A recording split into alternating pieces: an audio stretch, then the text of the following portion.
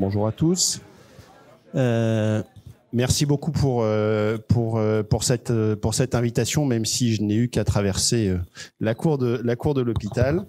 Je vais avoir la charge d'essayer de rendre compréhensible et le plus simple possible quelque chose qui est quand même relativement complexe et pour lequel il existe beaucoup de fausses informations qui circulent sur Internet. J'ai une petite quinzaine de minutes et je vais essayer d'adapter le propos aux interventions de tout à l'heure.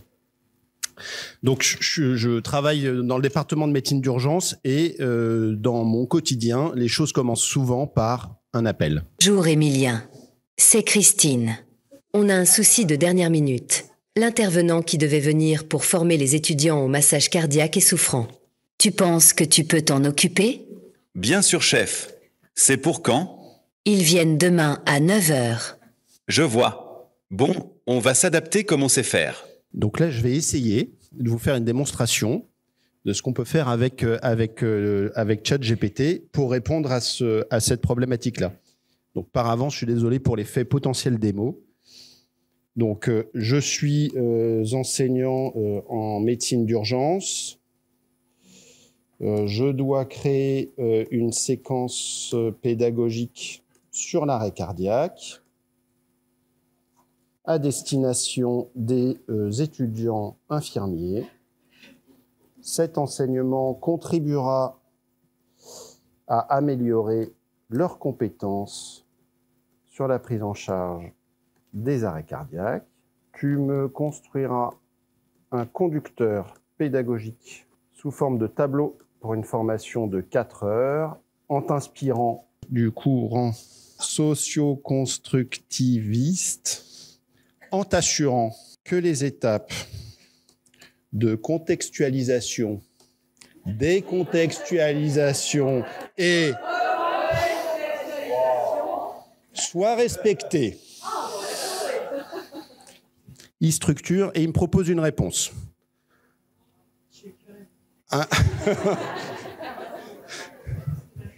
Un conducteur pédagogique, où il commence par accueillir les étudiants.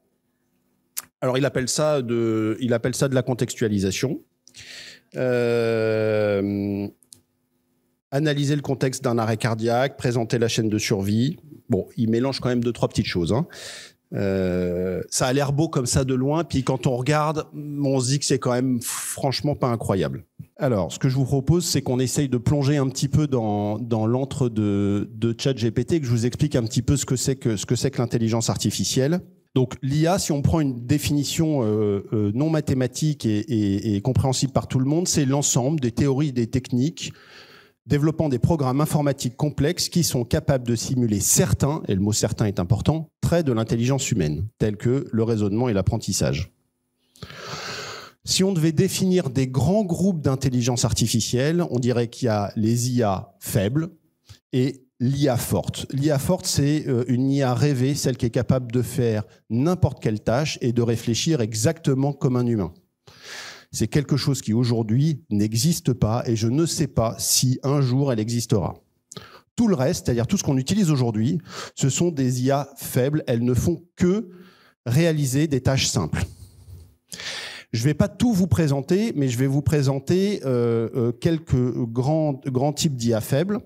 Je vais commencer par l'apprentissage supervisé et je vous expliquerai un petit peu plus derrière le processus de ce que c'est qu'un apprentissage supervisé. En gros, j'explique au modèle, je lui donne des données et je lui explique comment je veux qu'il réponde. Et je le fais suffisamment de fois pour qu'il apprenne à répondre correctement. Et il peut me répondre de 2 grands principes.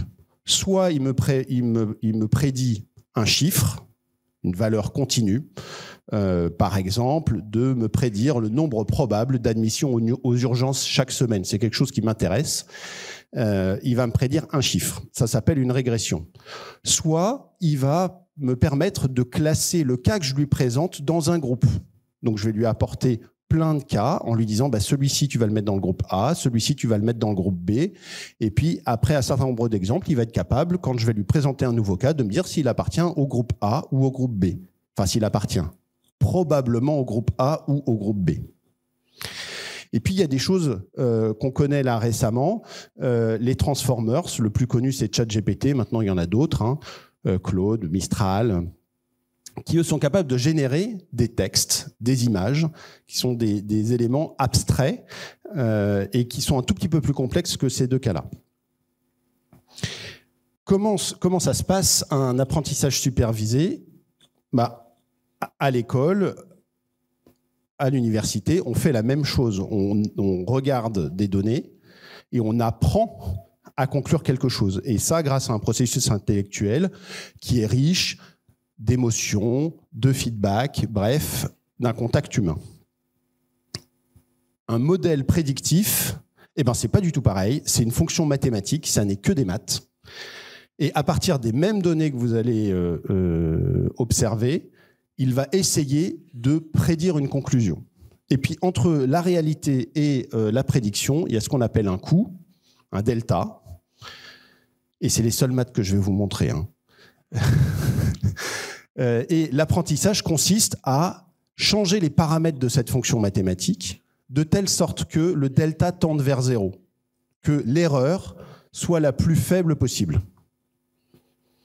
Alors, si je parle d'un apprentissage à l'école, où on va pas faire à l'école, on va faire plutôt parce qu'il n'y a pas d'émotion dans un apprentissage informatique, donc on va plutôt pas dire que c'est à l'école. C'est un apprentissage informatique supervisé, à laquelle un informaticien va présenter à un algorithme un problème avec une solution, la solution réelle.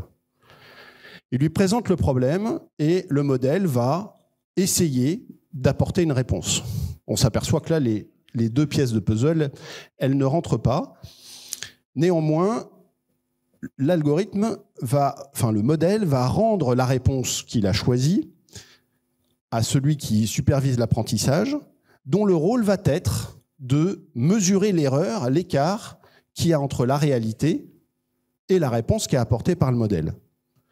Et celui qui entraîne le modèle est en charge de montrer à l'algorithme, au modèle, l'erreur qu'il a faite pour qu'il se corrige et soit capable de trouver la bonne réponse. Et on fait ce cercle-là suffisamment de fois pour que finalement, le nombre de fois où il se trompe soit le plus faible possible. Et c'est là où on mesure la performance. Je vais pas rentrer plus dans le détail technique parce que après on rentrerait dans des formules mathématiques ou un catalogue et les catalogues ça a des points pédagogiques. Donc je vais plus spécifiquement vous parler des modèles larges de langue. Alors on les appelle souvent les LLM et je suis désolé pour l'anglais, les Large Language Models. C'est un type de modèle à base de réseaux de neurones où il y a 1,8 billion de neurones. Ça fait 10 puissance 12. C'est énorme. Et qu'est-ce que font ces modèles de langue? ChatGPT en est un.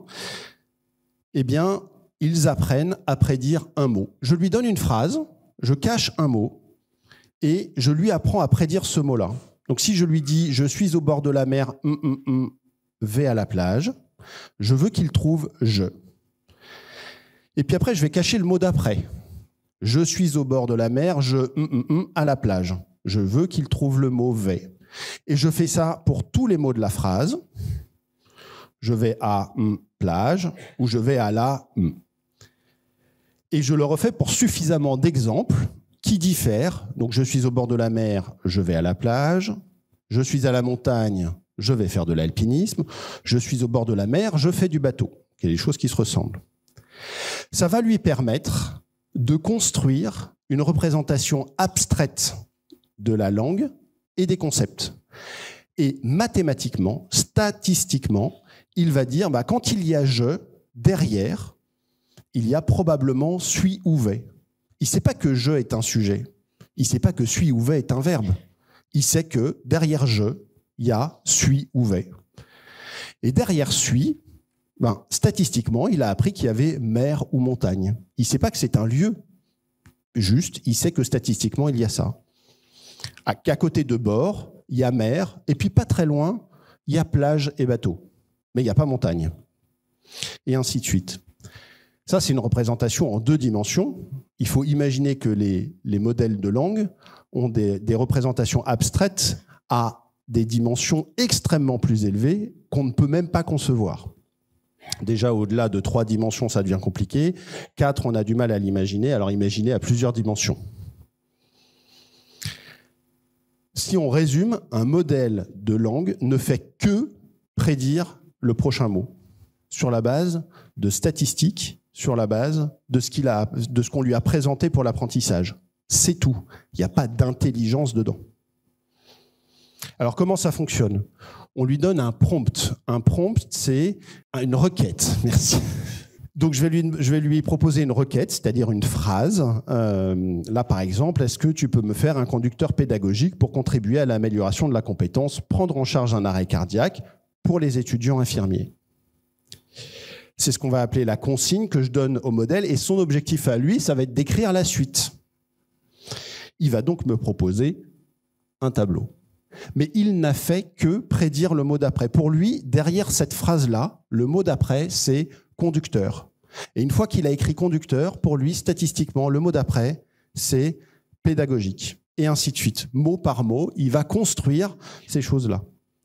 Et parce que dans mon prompt, il y a le mot tableau, alors, statistiquement, le fait de l'organiser en tableau est plus élevé que de l'organiser en liste. Alors, quelle est la validité de ce qui est dedans ? Alors, le tableau que vous avez là, c'est pas exactement celui que j'ai généré avec vous en live. Déjà parce que là, en live, j'ai fait des fautes d'orthographe, alors que là, j'en ai pas fait. Et donc, du coup, les mots, le prompt que je lui ai donné n'étant pas tout à fait le même, la réponse sera forcément différente. Un petit peu. La validité de ce que ces modèles-là vont vous apporter dépendent des données d'entrée. Et quelles sont les données d'entrée pour les modèles comme ChatGPT ? Eh ben, c'est la quasi-totalité de ce qu'il y a sur Internet. Et donc, je vous pousse à vous interroger sur la validité de ce qu'on peut trouver sur Internet. Est-ce que quand ChatGPT avale tout ce qu'il y a sur Wikipédia, c'est pertinent, c'est fiable ?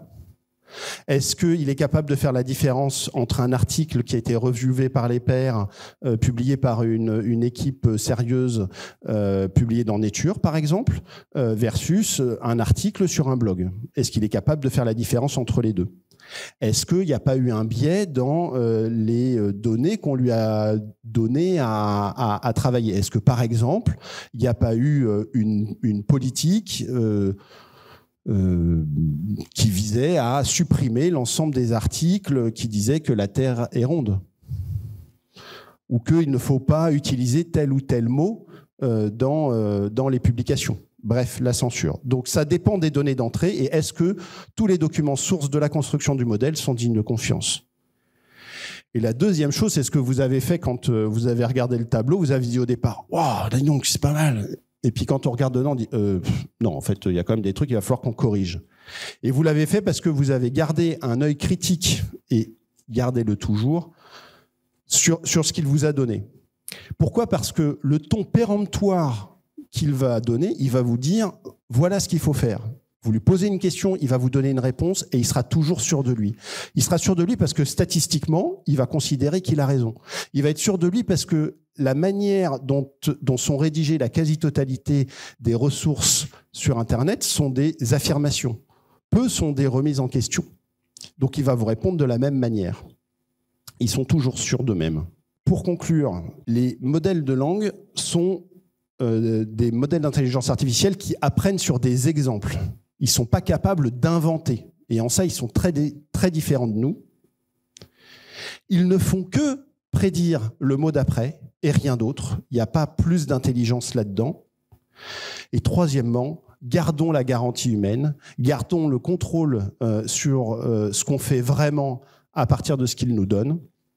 Vous savez que l'IA Act a été publié en Europe, qui est le pendant du RGPD, le RGPD étant le règlement sur la protection des données personnelles. Il en va de même pour l'utilisation des modèles d'intelligence artificielle dans tout un tas de domaines, y compris en santé, et où, heureusement, l'Europe considère qu'il est important de garder la place de l'humain. Et pourquoi je vous dis ça ? Parce que imaginez qu'on asservisse un modèle d'intelligence artificielle à la décision de réanimer ou pas quelqu'un. C'est-à-dire, imaginez que seulement le modèle, quand quelqu'un appelle le SAMU, le modèle décide si ça vaut le coup ou pas de passer l'appel au médecin régulateur pour savoir s'il faut réanimer le patient ou pas. Heureusement qu'on prend en compte un certain nombre de facteurs que le modèle n'a pas. Notre réflexion, notre humanité. Imaginez que ça soit le modèle qui décide s'il faut ou pas tirer sur la poignée d'éjection et qui déclenche ou pas automatiquement l'éjection du pilote. Alors qu'il a peut-être juste pas du tout envie, parce qu'il y a 2 mauvaises sondes qui sont tombées en panne. Ceci dit, maintenant, des modèles peuvent être entraînés pour détecter des émotions. Ça existe, c'est en cours de développement.